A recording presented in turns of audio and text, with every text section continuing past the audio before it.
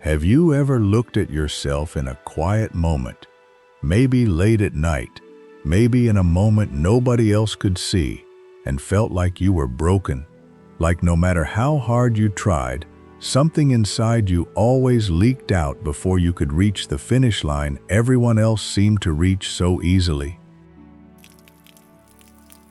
What if I told you that the very crack you're ashamed of might be the reason something beautiful is growing somewhere you've never thought to look? What if the thing you keep apologizing for was never a failure at all, but simply a gift no one had taught you how to recognize yet? This is an old story. No one quite agrees where it was first told. Some say a dusty village in the hill country of old China. Others swear it was first whispered on a porch somewhere in the American plains, passed down by grandmothers who never once wrote it on paper. Perhaps it belongs to both places. Perhaps that is exactly the point of a story like this one.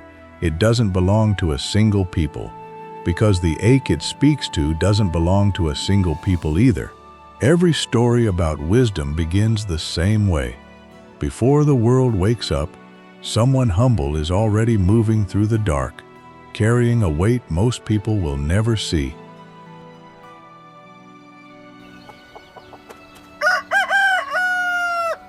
Another morning. Another perfect delivery.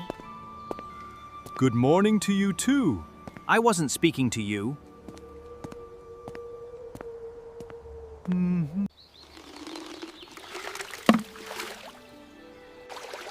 There it goes again. Drip. I can't help it. No. I suppose you can't. That's rather the problem, isn't it? The walk home was 1 mile. To the golden pot, it was 1 mile of quiet triumph. To the cracked pot, it was 1 mile of quiet shame. Because for every step the farmer took, a little more of what it carried was lost to the dust. Do you know what our master says about me in the village square? He says I am the finest pot the Zhirong has ever made. A vessel worthy of a wealthy house.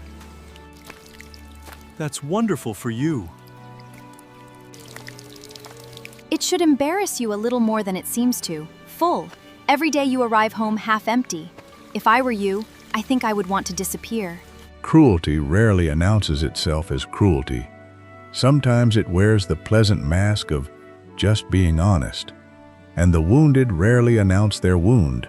They simply grow quieter and quieter, until one day they stop believing they deserve to speak at all.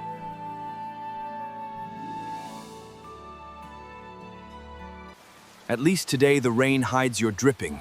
For once, no one can tell the difference between your failure and the weather. I suppose that's true. Small mercies. Small mercies. Now that is a fine pot. Where did you find such a flawless piece? Zhirong made it for me, along with its companion here.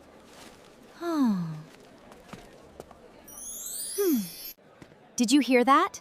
A fine pot, she said. Not a fine pair of pots. Just me. I heard. It isn't my fault that strangers can see the truth of things at a single glance. The well grows shallow. Master takes longer each day to fill us both. I've noticed. And still you leak. Even now, when every drop matters more than it ever has. Perhaps this is the season he finally decides I am not worth keeping. It is a peculiar cruelty of hard seasons that they make our smallest wounds feel like our largest failures. A crack that seemed forgivable in the easy months can feel, in a drought, like the very reason everything is falling apart. This is rarely true, but it rarely feels untrue either, not from the inside. I wonder what it would feel like, just once, to reach the house completely full. Not half, not almost, just whole. Maybe some things are simply made to fall short. Maybe I should stop expecting anything different from myself. There is a particular loneliness in the doubts we only speak to the dark, the ones we would never say out loud to another living soul, because saying them out loud would mean admitting how long we have already been carrying them.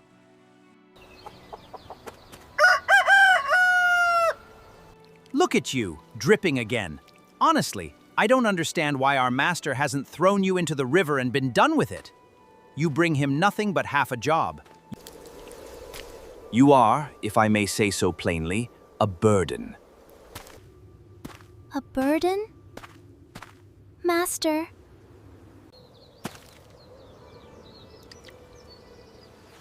Did you speak, little one? Forgive me, Master. I am so sorry. Every single day, you wake before the sun. You work so hard to bring water home to your family. And every single day, I fail you. Half of what you carry for me is gone before we even reach your door. I am broken. I am useless. I am ashamed of what I am. What is it that weighs so heavy on your heart this morning? Because I am broken, Master. I have this crack, this ugly, useless crack. And no matter how hard I try, no matter how carefully I am carried, I lose half of everything before I can give it to you. You never scold me. You never once speak an unkind word to me. Somehow, that makes it worse. Tell me something, little one. In all the years you have carried water for me, has a single person in my household ever gone thirsty? No, Master. Never. Has my daughter ever gone without water to wash her hair before market day? Has my wife ever been short a single cup for the evening rice? No, Master. Then whatever is missing when you arrive home, it has never once cost my family anything they truly needed. And yet you carry a grief about it heavy enough to bring you to tears on a public road. I wonder, my friend, whether the crack you are so ashamed of is really the thing hurting you, or whether it is the story you have been quietly telling yourself about that crack, morning after morning, for far longer than I ever knew. Is that truly what has been breaking your heart all this time? Yes, Master. Then tomorrow, I am going to show you something. And I promise you, after tomorrow, you will never call yourself useless again. The golden pot said nothing that morning. For the first time since the story began, it had run out of things to say. Long before either pot ever felt the weight of the farmer's shoulders, they were only wet clay, spinning on the same wheel, shaped by the same pair of hands.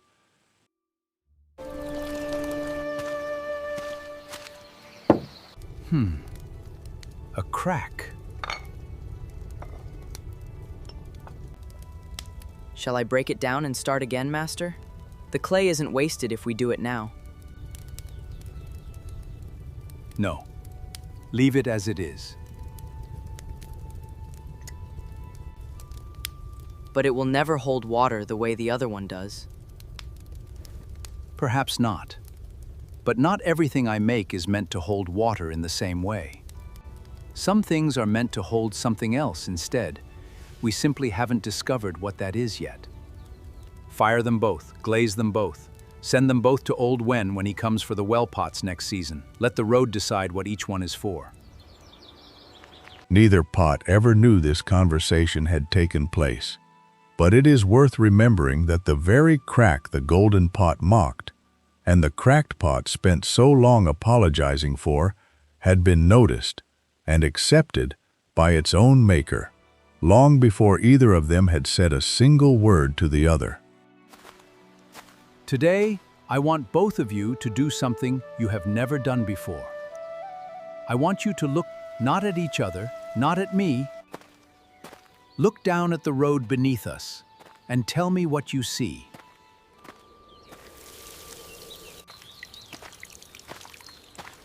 Master, when did these... Keep looking.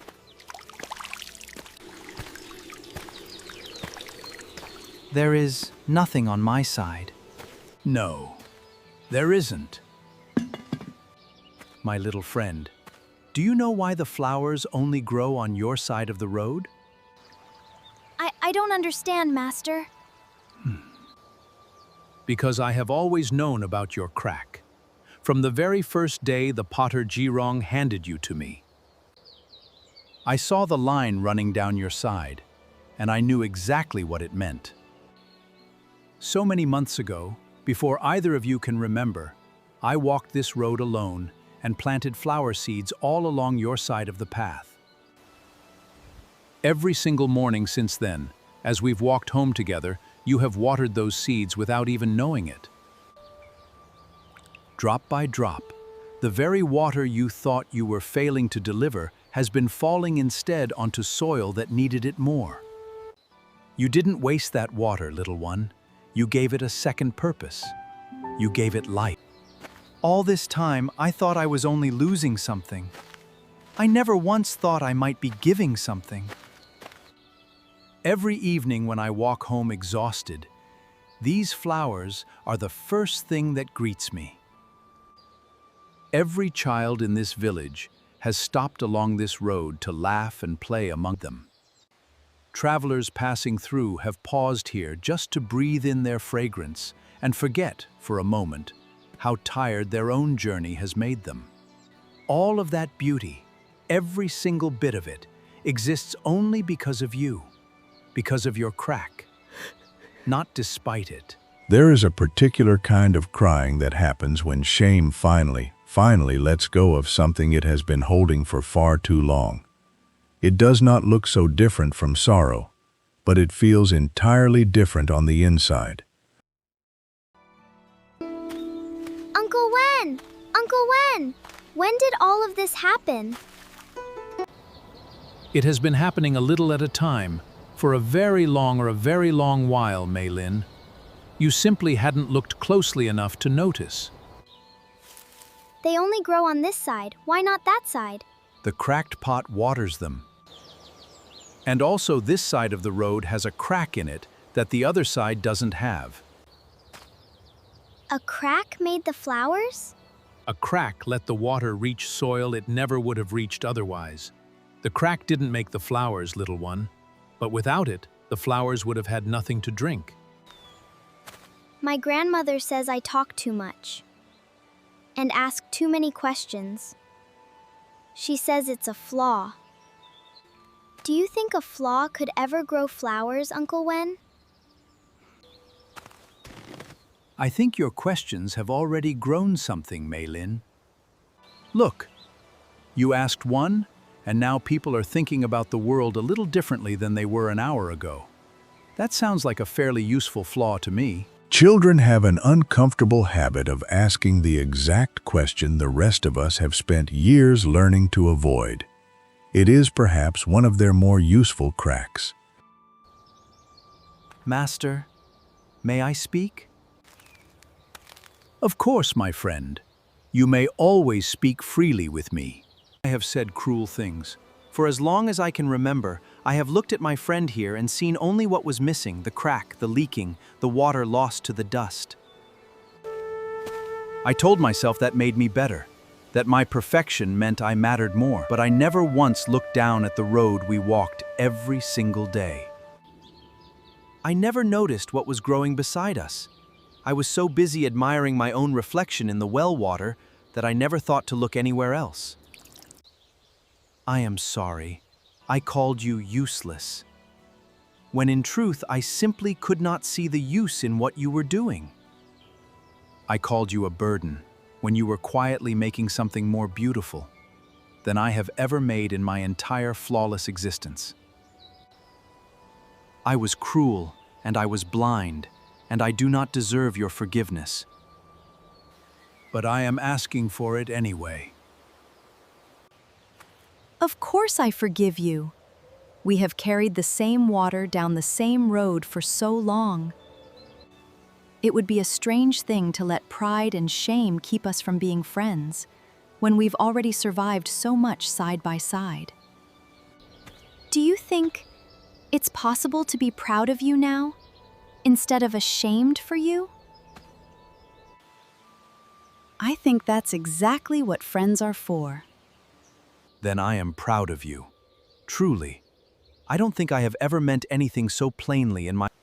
Listen to me now, both of you, because this is something I have carried in my heart for a very long time, and I think it is finally time you both heard it. Nobody in this world is without flaw. Not one person, not one creature, not one vessel shaped by a potter's hands. We are all, every one of us, some strange and particular mixture of gift and limitation. You, my friend, water without losing a single drop. That is a true gift, and I do not want you to ever feel ashamed of having it. Because of you, my family drinks clean water every single day. We cook our meals, we survive the dry seasons when the rains are slow to come. You fulfill your purpose completely, and that purpose matters. And you, my dear friend, carry a different gift entirely.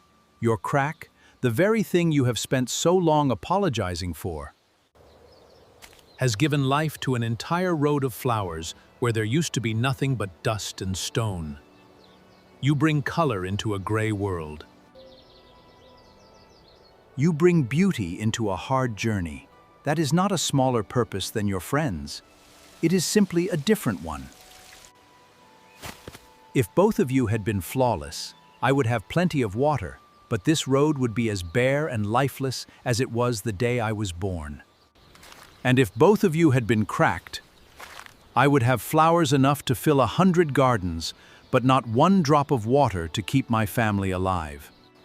It is only because you are different from one another, only because neither of you is a copy of the other, that my life is whole. You do not compete with one another, you complete one another. I think of my own father, who could fix any broken tool with his hands, but never once managed to say a kind word to his children. And I think of my own mother, who could barely mend a torn sleeve, but whose voice could calm an entire house in the middle of a storm. Neither one of them was complete without the other. I have spent my whole life since trying to hold both of those lessons in my two hands at once, the way I now hold both of you on this single pole. Somewhere in that silence, something old and heavy finally set itself down. In the golden pot, it's pride. In the cracked pot, it's shame. And something new and light took its place instead. I would like to carry water with a little more humility from now on. And I think I would like to leak my water with a little more joy. From that day forward, the village noticed something odd, though none of them could quite say what it was.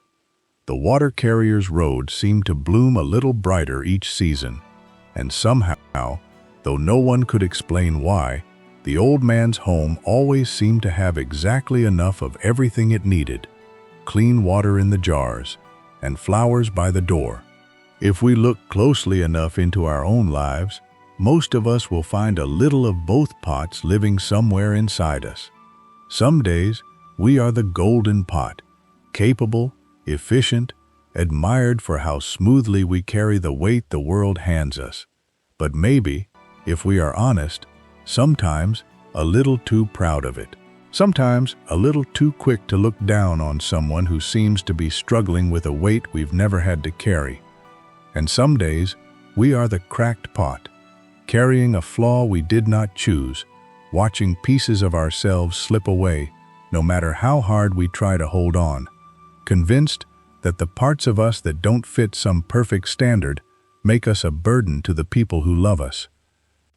But here is the truth this old story has carried for longer than any of us have been alive. Your crack was never the end of your usefulness. It may in fact be the exact place where something beautiful has been quietly growing the whole time. a kindness you learned only because you once needed it yourself, a softness you developed only because life once broke something open in you, a gift you would never have found if everything about you had gone according to plan. Nobody is perfect, and that is not a flaw in the design of things. That is the design. Think for a moment about the people in your own life, the friend who cannot keep a schedule to save her life, but who will sit with you at 2 in the morning when everything falls apart, without once checking the clock. The co-worker who stumbles over his words in every meeting, but who notices when someone quiet in the corner hasn't spoken all day and gently makes room for them. The parent who never learned how to say, "I love you" out loud, but who has never once missed a single hard day standing quietly beside you. None of these people are the golden pot, and yet look at what has grown, season after season, along the road they've walked. And think, too, about the parts of yourself you have spent years trying to hide, the temper you inherited and have fought your whole life to soften, the anxiety that makes you double-check every door twice before you can sleep, the stutter, the scar, the diagnosis, the mistake you made at 19 that you still replay some nights before falling asleep. It is possible, more than possible, that some version of you has already, without knowing it, watered something good with the very thing you thought was only ever leaking away. This does not mean every crack should be left unmended, or that we should never work to grow, to heal, to carry our water a little more carefully than we did the year before. The golden pot was not wrong to be excellent at its purpose, and the cracked pot was not wrong to wish, sometimes, that it could hold a little more. Growth and self-forgiveness were never enemies in this story. They walked the same road, side by side, the whole time. So today, remember these 2 simple things. First, never judge the road someone else is walking until you have looked down at what is growing quietly on their side of the path. And second, never be so ashamed of your own crack that you forget to notice the flowers it may already be watering. Somewhere right now, there is a road exactly like this one running through your own life. Half of it, perhaps, feels solid and dependable. The parts of you that show up on time, that never spill, that everyone can count on without a second thought. And half of it feels like it's constantly falling short. The parts of you that leak, that crack under pressure, that never seem to arrive quite as full as you think they should. I want you to consider, just for a moment, that both halves of that road belong to the same journey, that the version of you who occasionally fails, forgets, breaks down, or falls short is not a defective version of the person who succeeds. It may simply be the version of you quietly doing a different kind of work. Work that doesn't announce itself with a full pot of water, but with a single stubborn flower growing where nothing was ever supposed to grow at all. Now I want to hear from you. Down in the comments, tell me, have you ever felt like the cracked pot, quietly ashamed of something you couldn't fix about yourself? Or have you, at some point, been the golden pot, judging someone else's road before you understood their crack? Share your story. Someone scrolling through these comments tonight might need to read exactly what you have to say. If this story moved something in you, do 3 simple things before you go. Hit that like button. It costs you nothing, and it tells me you want more stories like this one. Share it with the one person in your life who needs to hear tonight that their flaws don't disqualify them from being loved. And if you haven't already, subscribe to this channel, because we will be back soon with another story meant to reach right into your heart and gently rearrange something inside it. Until next time, be patient with your own cracks. Somewhere, they may already be growing something beautiful.